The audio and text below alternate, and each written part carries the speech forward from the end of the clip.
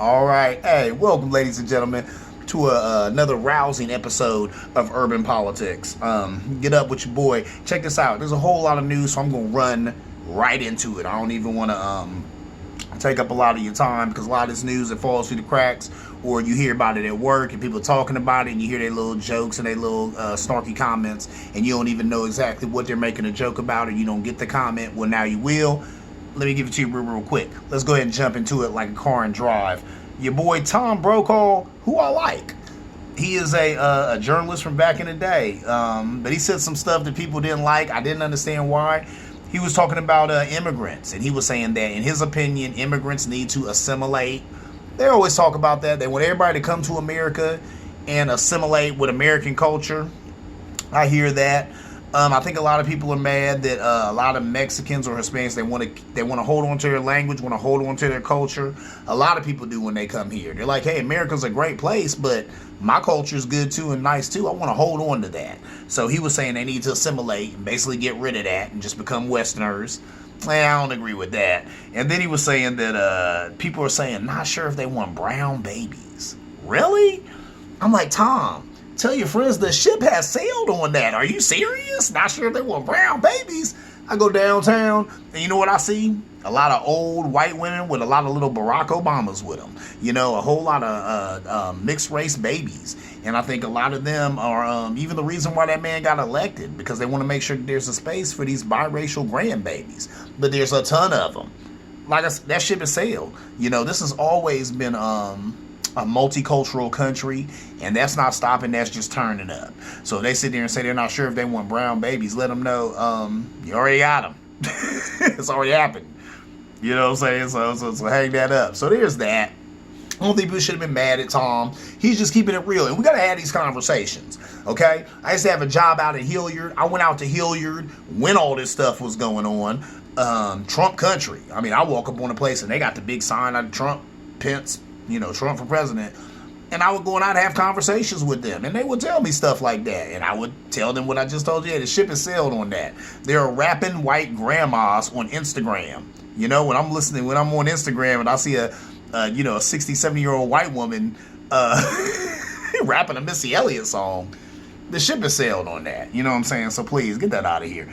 Anyway, moving on. 21 Savage.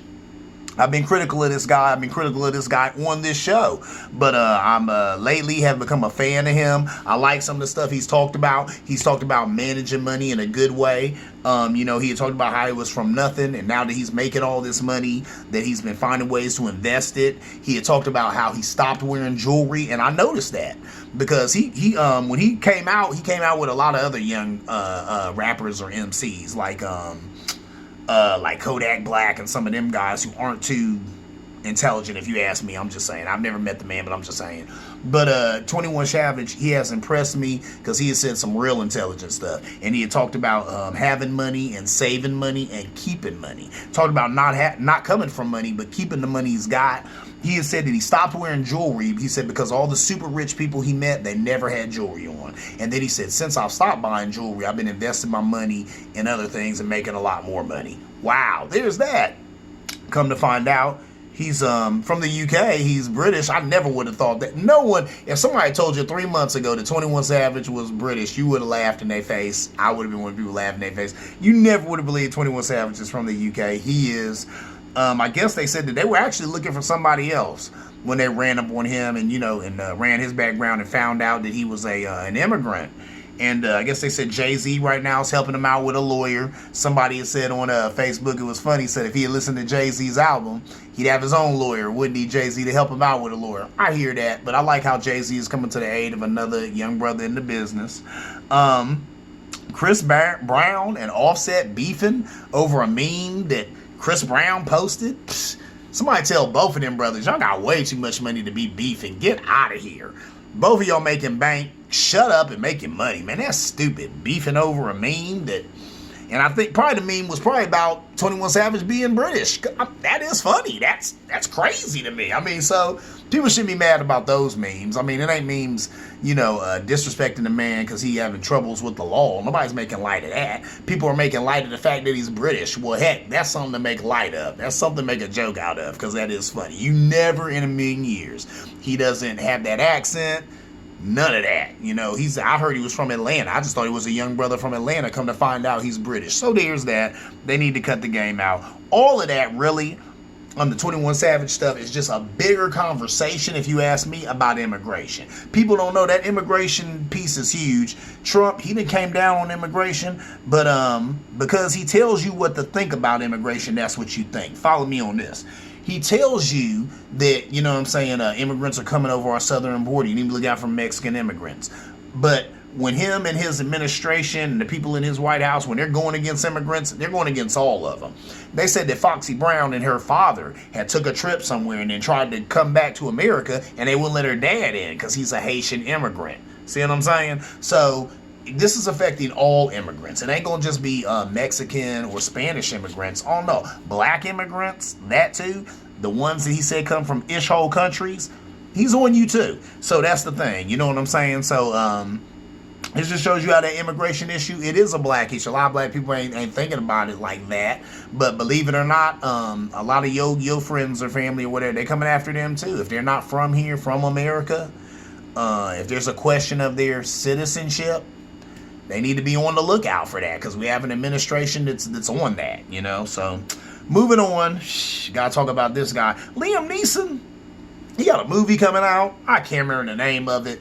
I kind of was, seeing the trailers and stuff. I was like, oh, I want to see the movie. But then I read this madness, and of course I know. He had an interview talking about how a friend of his was raped. And then he said, he asked the friend, what color was the guy who raped you? Oh, it was a black man. So he said, I went out for a week with a bat, and I was just looking for any black bastard. That's what he said, black bastard, to run up on me. And he wanted to, I guess, get in a fight and beat the guy up. A lot of people have been giving him a pass on this. You know what I'm saying? A lot of people are like, well, at least he's being honest, and he said that he learned from none of that. I don't give him nothing on that. I don't want to see the movie now. I'm probably not going to support none of the stuff anymore, because number one, that is incredibly short-sighted. First of all, I've been in that situation. I've had a friend / loved one tell me that she was raped. And my first question was, have they done a rape kit? Have you had any counseling? Are you okay? Did they catch the guy? Do they know who it is? Are they sweeping the area that it happened in? Not what color was he? Who goes there first? You know what I'm saying? Oh, you were raped. Well, what color was he? Who goes there? So I'm sorry, Mr. Neeson. The fact that you went there lets me know that you was looking for a reason to beat up on a black guy. And the fact that you said that you was going, or that you had roamed the streets looking for a black guy to beat up, that's ridiculous. Let me tell you something. You get mad at the person. You don't get mad at a whole race of people. That's not what you do. So, even if a friend of yours tells you, oh, she was raped by a black man, you get mad at that black man. You don't go out and look for any black man to beat up. That's ridiculous. And the fact that you was on that, Mr. Neeson, you've lost a fan in me. You probably don't care. You don't know me from a can of paint. But all I'm saying is, as far as Phizzedmusic is concerned, I'm cool with you. Because that's ridiculous. Okay? That's ridiculous for anybody to be like that. Like I said, that happened to me, and the first thing out of my mouth was, did they do a rape kit? How are you doing? Are you okay? Have you had counseling? Well, what's going, you know what I'm saying? Not what color is the guy? How's that your next question? What color was he? Anyway. Well, hold up. Before I move on, let me tell a story real quick about that. In high school, I had a friend. I cannot remember his name. I want to say his name was Brian. I might be wrong. And I hope that if somehow he sees this video, maybe he'll contact me and I can say what's up to him. Good friend of mine. He sat in front of me in science class. And he had told me, he said, yeah, you know what, when I was a little kid, he said, my family had been kidnapped by a couple of black guys. Said that his father got beat up, his mother got beat up real bad, he got a brother too, they got beat up, and it was in the news and all of that. But he told me, he said, but that doesn't make me treat you messed up. He said, because you're not those guys. That's something that those other guys did. Just because they happen to be black like you're black, I wouldn't take that, out on you or make that your issue. And I remember talking to him, and I told him, I said, wow. I said, that's something, because if I had been through all that, I mean, so like 2 weeks, he was kidnapped by these guys. They was beating up him and his family.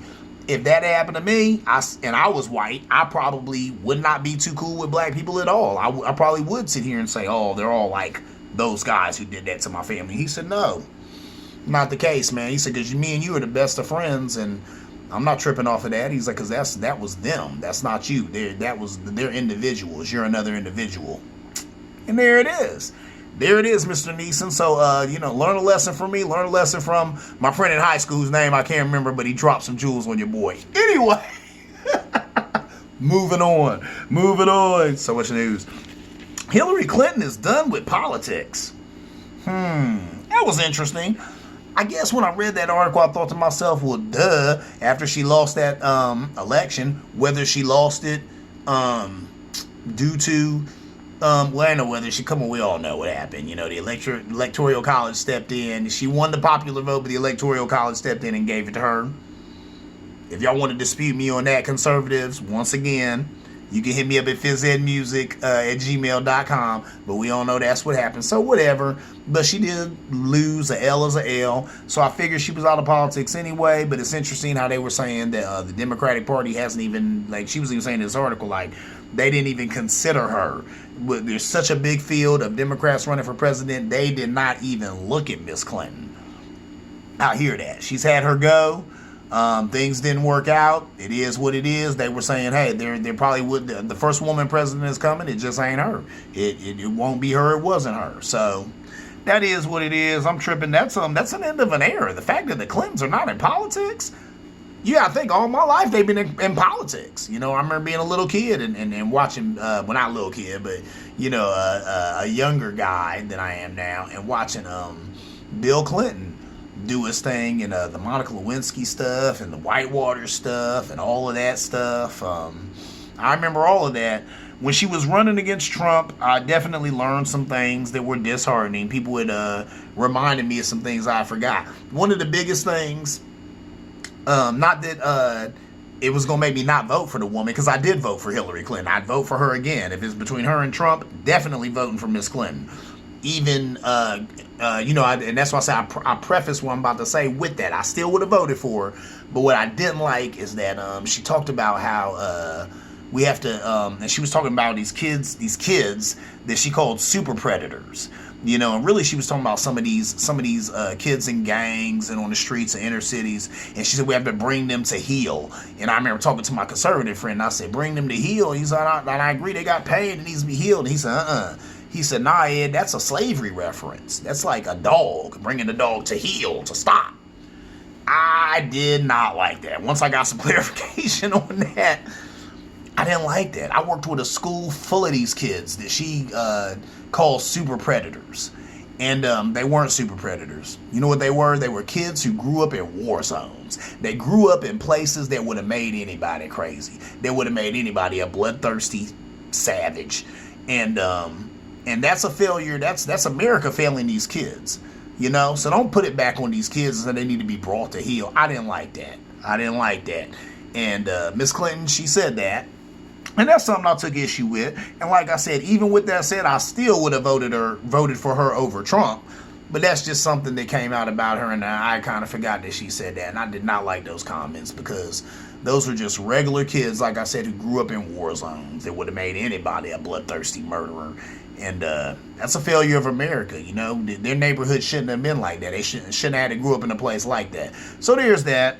Moving on to another person, or a person who actually is running for president, Elizabeth Warren. She threw her hat in the ring not too long ago.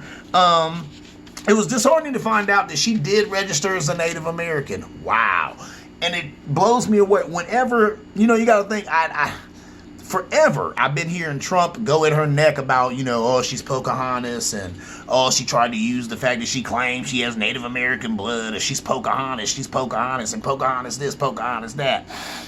And I was always like, okay, get out of here. I believe her side that, hey, her mother told her stories about them being Native American. She never questioned it any further than that. And I was thinking, did she really register as that on some document back in the day? That probably never happened. That's the right talking smack. Come to find out she did. You know what I'm saying? And then they showed it on TV where she put Native American. Wowzers. Oh, well. You know what I'm saying? I don't know why she did that. I'm imagining she probably did because her mom said they was Native American. A friend of mine had told me that there were plenty of cases back in the day of people claiming to have Native American blood so that they could get access to land and stuff, and said it worked all the time. Oh, well, I don't necessarily think that her motives were nefarious, but she did do it. They were saying when she even took that DNA test of there's like, 9 relatives back she had, or what is it, 1/9 Indian blood or something, or Native American blood, whatever. She needs to lean into that. And what I mean by that is that Trump is, always calling her Pocahontas. She need to lean into that. Like, he calls me Pocahontas, thinking that drawing me up or connecting me with Native Americans will make me feel bad. If anything, I'm emboldened by it. I'm proud about it. And I want them to know that they do have my heart, and I am one with them, and I'm going to do everything I can to help them, and their community. Boom. That's how you get, what I'm saying? Take that criticism and flip it on them. Really, that's a battle rap technique. I come from the days of battle rapping, and when you battle rapping, a guy say something about you, you want to flip and be like, oh yeah, this is true. Let me also go a little deeper. And a lot of people credit that to Eminem, but it ain't Eminem. That's a Midwest thing. That's how we do it here, like in Columbus and Chicago, when you see battle rappers back in the day, back in my day. That's how they would do it. You come at them about something, and they would take it and own it, but then up the ante on it. You know what I'm saying? That's what she needs to, lean into it. Like, oh, you call me Pocahontas? Cool. You can call me Pocahontas, because there's pride in that name. And there's a pride in being associated with those Native Americans. So I'm proud to be associated with them and called that. See what I'm saying? Like Obama did. What did he do? They kept calling Obamacare. And then when he got in that debate with Mitt Romney, and Mitt Romney was like, do you mind if I call it Obamacare? Because Mitt Romney is actually a nice and polite guy, so he was asking, like, I'm not trying to dish you, although that's a diss, but what did Obama say? Oh, yeah, use that. And then I seen him in a speech after that, and he said, I'm glad that they call it Obamacare, because Obama does care. I want him to call it Obamacare. That's how you do it. That's how you disarm your enemy. You know what I'm saying? But you gotta have those skills. Before I leave, Miss Warren, I'll be remiss if I didn't mention this. She's talking about a 70% tax on billionaires. I love it. And then she was saying, or then they were also saying on the news that 70% of Americans are with that. Well, duh. I forget how many. They were saying like a few people have more wealth than like millions of people in America. So basically there's a few billionaires who have all the money and the rest of us who have nothing. She's talking about a 2-3% tax. Come on, man. Come on, people, do the math. If a person's making $50 billion a year, a 2% tax on that is going to be what? Maybe $2 million?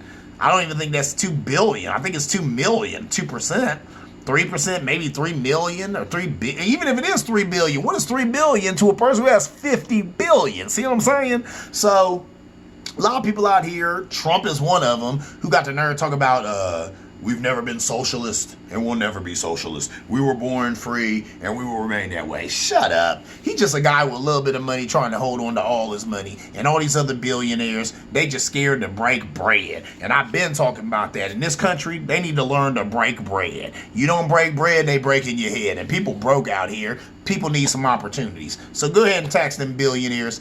The notorious AOC. She ain't notorious. I should call her the glorious AOC. Alexandria Ocasio-Cortez. Love her to death. If she ever in her life would hear this, I'd love to get her on the show.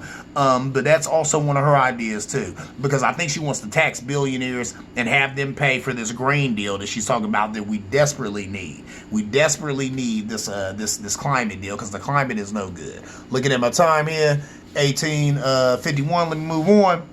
Blackface is back again. It never left. All these people in Virginia, it's crazy. You got the one guy in Virginia, okay, who was in his yearbook, and I know you've heard about this, who's in his yearbook, and there's a guy in blackface and a guy with a KKK outfit standing next together. And at first he had said, oh, I'm going to step down, those pictures are horrible. Then he came back and said, oh, hold up, neither of them are me, I'm staying on. So he's staying on. The guy who would take his spot is a brother But this brother, he's got his own problems. Big time. He's got like 2 rape allegations. And then the 2 rape allegations are, they're pretty thick, because they said there was like a committee of like 5 people, I think 3 women and 2 men, and all of them said that they believed the testimony of both women who came against him with these rape allegations. So there's that. And then there's another guy who happens to be Caucasian, but he's got some blackface stuff going on. Something about him and some friends were emulating some rappers that they liked back in the day, and they dressed up in blackface. And then he even said, as I'm writing this down, as I'm writing it, the silliness of it and the stupidness of it I'm paraphrasing, is coming even the light to me. So, I don't know what to say about that. I'm going to tell you, where are we going to draw the line in blackface? And what I mean by that is, have you ever seen a movie called Tropical Thunder? I love it. Where Morton Downey Jr., he played an actor in that movie who played a black guy, but he was white, but he took the tanning pills. So his skin was actually, darker.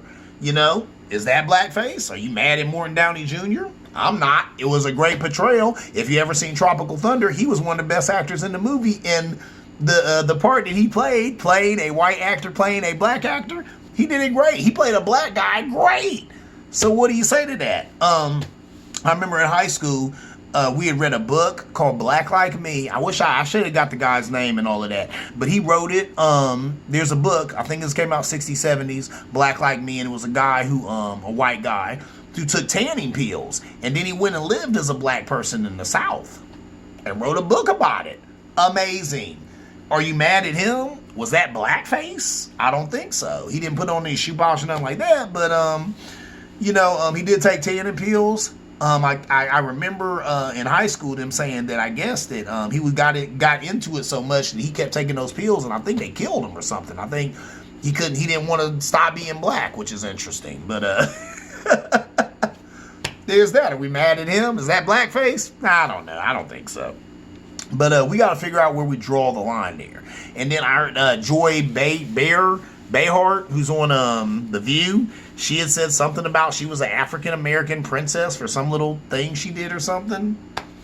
How did she do that? Did she just put on a little extra, black foundation or something?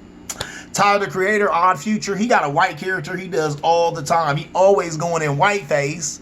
I remember Eddie Murphy doing a bit where he went in whiteface and got on the subway, and it was funny because they was giving him champagne and all that, showing how things are different from white people.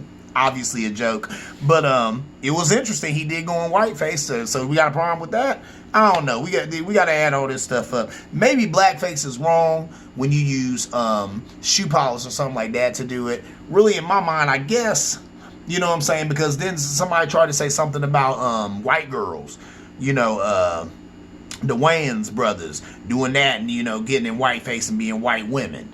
And there was a brother bringing this up, but I guess my thing is you can shoot down, but don't shoot up. So I guess whenever you're a race talking about another race that has been treated as the lesser, that you can't do that. But if you're a race that's talking about a race that has always had it good or always had some type of supremacy, then I guess you can.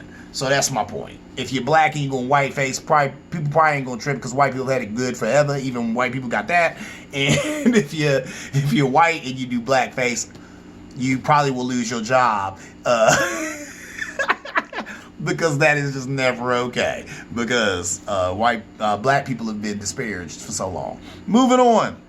Betty White, one of my favorite Golden Girls, one of the few that's still alive. She was saying that hot dogs and vodka is why she's 97 years old. Hot dogs and vodka. So I'll probably be alive for a while because I love hot dogs and I love vodka. So I'll probably be here for a minute. She's saying that's the key to life. All right, moving on. The GOP, mad. They are heated. Heated about what? All the oversight that's coming on. You got all these Democrats in the House of Representatives now, and they just said how they're opening up case after case after case. They're going after Trump. They're going after his children. They're going after his business connections. All of that good stuff. And people have been outraged. They're gonna say them trying to subpoena Trump's taxes.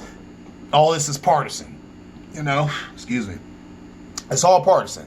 You know, they're only doing it because they're Democrats and he's a Republican and it's all partisan. They just, and partisanship is just gang repping. They just repping their gang. Oh, we're Republicans, so we're going to put that R, you know, that R flag real high, and we're going to say this and say that. So he says it's all partisan. But, you know, Chris Wallace, one of the few guys on Fox News I really like. I like Chris Wallace because he keeps it real, as he did recently, and said, hey, look, Republicans can't even be like that. When Barack Obama was president, they didn't sit on their hands. He said they investigated Benghazi. Remember, they came after Barack and Hillary Clinton about those diplomats that died in Benghazi and said it was their fault and all that other stuff. Benghazi. I mean, they was on that. Fast and Furious. That was something, and if I'm wrong, drop me a line and let me know, people. But, you know, I got to jog my memory. But I'm pretty sure that was about when they were trying to say that they claimed that the government was selling guns to, like, the Mexican cartel or something like that in an attempt to bust them. But that started under George Bush Jr., but they came after Obama for it. So there's that. The CIA investigation, remember that? Where they claimed that the CIA was targeting conservative groups. And they did an investigation about that. So Chris Wallace was like, cut the games. Y'all mad about all this stuff they doing to Trump? Look at all the stuff the Republicans did, you know, when there was a Democratic president and came after Barack Obama, who I think we could all say, I think even Trump would say, Barack Obama ain't no Trump. And I say that in the best way possible. Barack Obama was squeaky clean and a nice guy and not involved in crime. Unlike the dude we got now. So, there's that. I'm looking at my time, 26 and some change. I usually like to do 30 minutes. So, there's one more topic I was going to talk about. I actually was hoping I wouldn't have time, but now I do have time. So, I got to talk about it. Michael Jackson. I am a huge Michael Jackson fan. I love Michael Jackson. He is one of the best singers, songwriters, dancers the planet's ever known. We've lost Michael Jackson. We'll probably never see another Michael Jackson. Michael Jackson is like a big pun. Some of these people have so much talent. They come on the scene, they give us what they got, and then they're gone. Michael Jackson was on the scene forever. He started at 6, 7 and died at 52, still doing music. So he's been doing music all his life. They just put out a documentary lately. What is it? Leaving Neverland Ranch. I ain't even watched it. I don't want to watch it. I think I've even went on this show and said that, you know, they're flawed heroes. He's a flawed hero of mine. I love Michael Jackson. But, and I say flawed hero because we all got flaws. I don't think he raped any of those kids. I don't think he sexually molested any of them. That's just me. I'm going on record as saying that. I don't think he did it. But this documentary, Leaving Neverland or whatever, I think there's 2 guys in there who claim they were touched by Mike. And then they said something about exhuming his body. I heard that on the radio. I was like, really? Really? The man has been dead for I don't know how long. Y'all going to exhume his body? For what? DNA? I mean, could you swab, I don't know, an orifice on one of these guys and get some DNA that would be Michael Jackson's DNA? Even if that was the case, you would have had to do it when they were kids. They're not kids anymore. That happened then, and nobody followed up on it. I can't believe that. But did it? So then they gonna exhume his body? That's ridiculous. I'm gonna tell you something. People have such a problem with Black Lives Matter. The reason I get behind Black Lives Matter is because every day we get told they don't. This guy's been dead forever, and you're going to tell us that his life didn't matter. It doesn't matter in death, because we'll exhume you and pull your body up right now, just like it don't matter in life. Black lives don't matter. That's just sad, man, and that's what it is. You know what I'm saying? I'm like, seriously? Let sleeping dogs lie. The guy is dead. He's gone. You know? So if these guys claim that he did something or touched him, hey, look, if we didn't get to the bottom of that while he was alive, we need to let that go. Like I said, I still go on record as saying I don't think Mike touched nobody. Now, with that said, would I let any of my children sleep in Neverland Ranch? Probably not. You know what I'm saying? Probably not. Probably not. Because I also saw the 2020 interview, too, when Ed Wallace, I think that's his name, and he asked him twice. He's like, do you think a 40-some-year-old man should be sleeping with a little boy? And then Mike was like, Yeah. And then he asked him again. He said it again. So I like all of y'all. I take issue with that. I also remember reading an article about Emmanuel Lewis and how his mom did not like how close him and Michael Jackson were, and that she went and got her son one night when he was kicking it with Michael Jackson. Went and got him.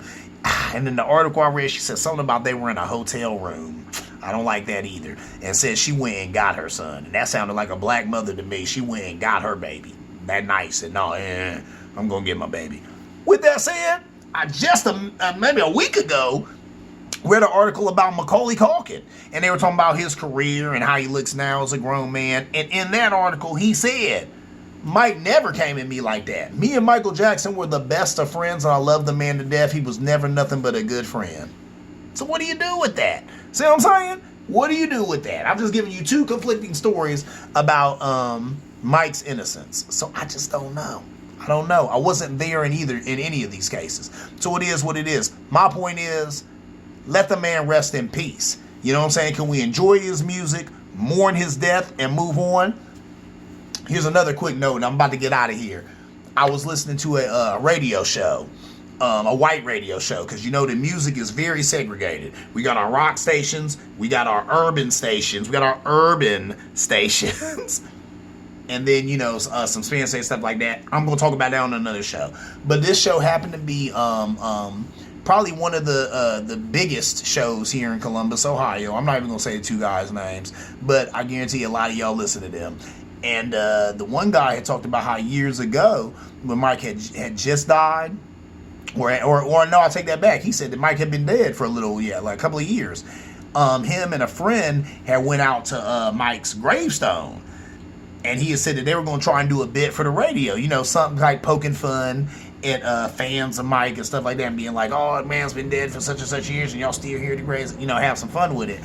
But he said when him and his friend got out there, he said all the people who were there were really distraught and crying and mourning. And he said Mike had been dead for a couple of years.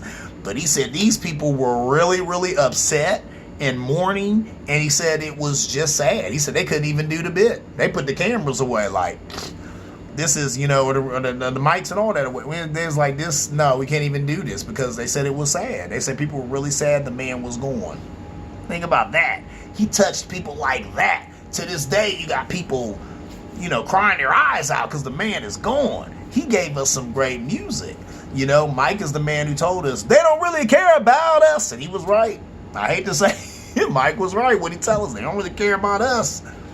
He's the man who said, hey, what he said, if you want to make a change, take a look at yourself and make that change. Look at the man in the mirror. I'm starting with the man in the mirror. I'm asking him to make a change. Here it is. Al Sharpton says that all the time. Be the change that you seek. So it starts with us. And Mike told you that. So for better or for worse, he's still my dude. He's still a hero of mine. So that's what's up. I hope they don't exhume his body. I think that's really tacky and in poor taste. But I'm just a dude talking. I don't know nothing. But but that's what it is. Urban politics. Get up with your boy. I'm going to do it again when there's more news. So much news coming at you. I try and grab it all and put it in your face. And, you know, you can just listen to me. And then, like I said, you'll get the jokes and all this other corny crap that might go on at work. I want to say, or holler to some people, you know, who watch the show. Thank you for watching the show. Thank you for subscribing.